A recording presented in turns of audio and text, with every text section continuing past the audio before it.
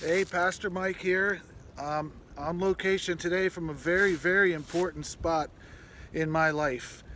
This is a place in 1985 where my dad died in a plane crash.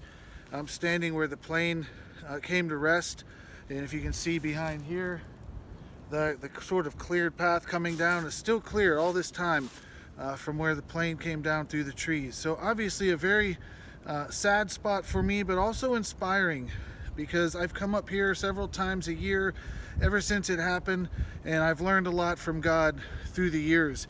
He's been with me. I've written sermons from up here, I've written songs from up here, and now I'm trying this devotion. So I hope the wind isn't too loud. Bear with me just a couple minutes.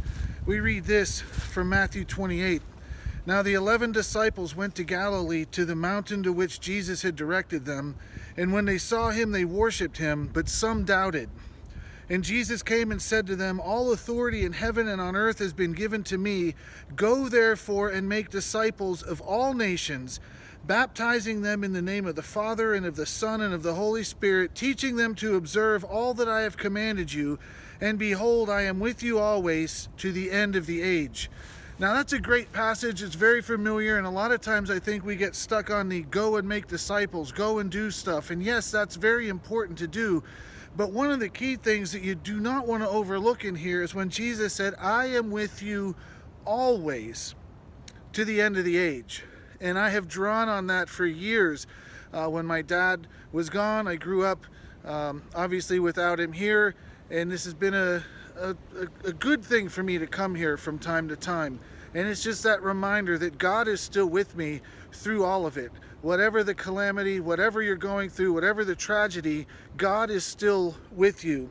And I want to just set the stage for this Sunday's sermon, and I just want to read a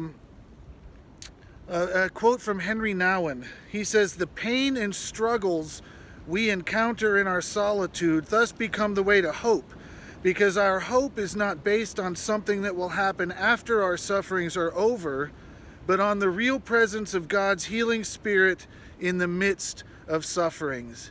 Did you catch that? It's not someday I will fly away like the hymn says, which is a great hymn and a great concept.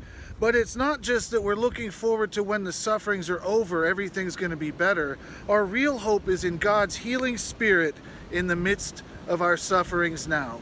I hope that encourages you. I hope you can draw on that. And I look forward to seeing you again. God bless.